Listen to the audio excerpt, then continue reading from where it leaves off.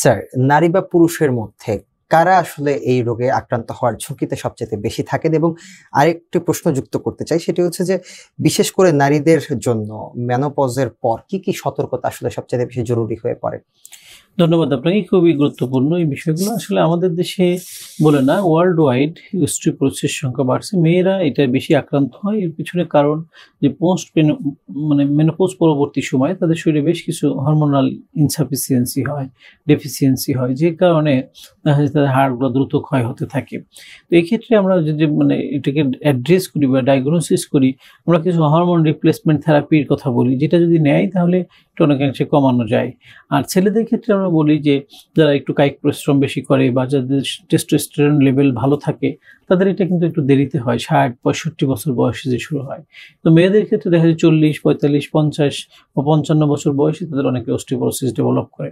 এছাড়াও দেখা যায় যে কিছু ডিজিজ বা কিছু রোগের কারণে যাদের লিভারের ক্রনিক ডিজিজ থাকে, যারা বিভিন্ন দীর্ঘদিন থেকে স্টেরয়েড জাতীয় ওষুধের ব্যবহার করে, যেমন কারো হয়তো অ্যাজমা আছে, শ্বাসকষ্ট আছে, ইনহেলার নিতে হয়, স্টেরয়েড জাতীয় ওষুধ খেতে হয়, স্কিন ডিজঅর্ডার কিছু আছে, কিছু হরমোনাল ইস্যুস আছে, যেমন থাইরয়েড বা অন্যান্য ডেফিসিয়েন্সি, থাইরয়েডের ডেফিসিয়েন্সি বা বেশি হাইপারথাইরয়েডিজম থাকে, তাদের ক্ষেত্রে এই জিনিসগুলো একটু আর্লি এজে দেখা যেতে পারে। একজন মানুষ যিনি দুর্ঘটনায় হাড় ভেঙে ফেলেছেন, পরবর্তীতে এটি কি আসলে তার জন্য অস্টিওপোরোসিসের কোনো ইঙ্গিত হয়ে দাঁড়াতে পারে?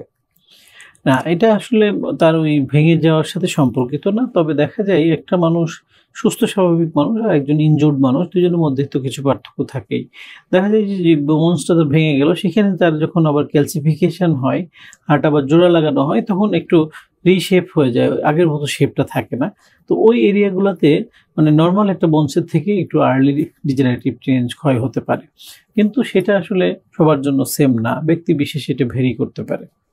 স্যার, খুবই গুরুত্বপূর্ণ একটি প্রশ্ন আছে এবং অনেক সময় রোগীরা এই প্রশ্নটি সবচেয়ে বেশি করে থাকেন, সেটি হচ্ছে যে বয়সের কোন পর্যায়ে আসলে হাড়ের ঘনত্ব কমতে শুরু করে? ধন্যবাদ। আমরা বলি মেয়েদের ক্ষেত্রে ৪০ বা ৪৫-এর পর থেকে প্রতি বছর এই বিএমডি টেস্টটা আমরা করতে বলি, সাথে ক্যালসিয়াম, ভিটামিন ডি লেভেলটা চেক করতে বলি। ছেলেদের ক্ষেত্রে বলি যে ৫৫ বা ৫৫ থেকে ৬০ এই বছর বয়সে পরে যে প্রতি বছর এই বিএমডি টেস্টটা করা। ইন জেনারেলি আমাদের দেশের প্রেক্ষাপটে আমরা যেটা দেখি, এখন ৪০, ৪৫ বা ৫০ বছর বয়সেই অনেকের কিন্তু এই বিএমডি লেভেলটা কমে যাচ্ছে, কারণ আমাদের খাদ্য খাবার, এনভায়রনমেন্ট, আমাদের লাইফস্টাইলে যে পরিবর্তন, এখন আমরা ফিজিক্যাল অ্যাক্টিভিটি একেবারেই করি না, যেটা আমাদের বোনসগুলোকে আরও দুর্বল করে ফেলে। আমরা সূর্যের আলো উপস্থিতিতে যাই না, আমাদের খাদ্য তালিকায় ক্যালসিয়াম, ভিটামিন ডি জাতীয় খাবারের ঘাটতি থাকে। তো এইগুলো মিলিয়ে এখন আমরা একটু তুলনামূলক আগের থেকে কম বয়সেই অনেককে অস্টিওপোরোসিসে আক্রান্ত হতে দেখতে পাচ্ছি। স্যার, আপনি বিএমডি টেস্টের কথা বলছিলেন, কি কি পরীক্ষা নিরীক্ষার মাধ্যমে আসলে এই রোগটি শনাক্ত করা যেতে পারে, এটি একটি প্রশ্ন। এবং আরেকটি প্রশ্ন যুক্ত করতে চাই, সেটি হচ্ছে যে এই যে বিএমডি টেস্টের কথা আপনি বললেন, সেটি যদি একটু বিস্তারিত আমাদের জানাতেন।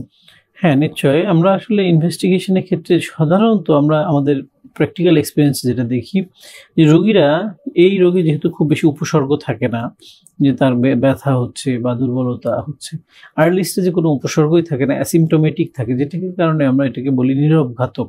আমরা ভেতরে ভেতরে এটা সাইলেন্ট কিলার হিসেবে আমাদের বোনসগুলোকে দুর্বল করে ফেলে, ক্ষতির দিকে নিয়ে যায়।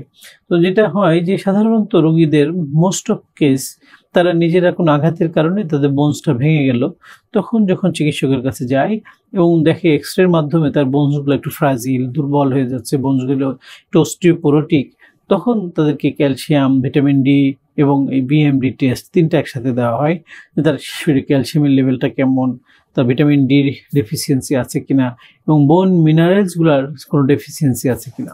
অ্যাকচুয়ালি এটা কিন্তু আরও আগেই প্রিভেন্টিবল মেজারে যদি আমরা করতাম, তাহলে হয়তো তার হাড়টা নাও ভাঙতে পারতো। তো জেনারেলি আমরা এই টেস্টগুলো করা হয় না। আমাদের দেশের প্রেক্ষাপটে দেখা যায় prevention is better then cure, এই কথাটা আমরা সবসময় মুখে বলি, কিন্তু বাস্তবিক অর্থে আমাদের সেটা প্রয়োগ নেই, যার ফলে আমরা কিউরেটিভ ট্রিটমেন্টটাকে বেশি ফোকাস করি, যে রোগ হয়ে গেলে আমরা সেটাকে কিভাবে ওখান থেকে বের হয়ে আসবো, বাট রোগ হওয়ার আগে সেটাকে আমরা কিভাবে প্রিভেন্ট করতে পারি এই ব্যাপারে আমাদের সচেতনতা খুবই কম। সেই জায়গায় যদি আমরা সচেতন হই, তাহলে এই অস্টিওপোরোসিসের ভয়াবহতা, বা একটা মানুষ হাড় ভেঙে গেল, একটা সিনিয়র সিটিজেন, সে কিন্তু ওই হাড়টা জোড়া লাগবে না, তার অপারেটিভ মেজারে যেতে হবে। অনেক সময় অস্টিওপোরোটিক বোনস থাকলে অপারেশনটা সঠিকভাবে করা যায় না, কিছু কিছু অপারেশন অনেক সময় ইমপ্লান্টেশনের প্রয়োজন পড়ে, প্লেট স্ক্রুর মতো বিষয় লাগানোর প্রয়োজন পড়ে, তো আপনি একটা ফ্রাজিল জায়গায় তো হাড়টা ড্রিল করে সেখানে আপনি প্লেট স্ক্রু লাগাইতে পারবেন না। তো এইগুলো জায়গায় অনেক জটিলতা তৈরি হয়, কমপ্লিকেশন তৈরি হয়। তো এই জন্য আমরা একটু সচেতন হব এবং আর্লি আমরা এটাকে প্রিভেন্ট করার জন্য যা যা পদক্ষেপ নেওয়া সেটা নিব।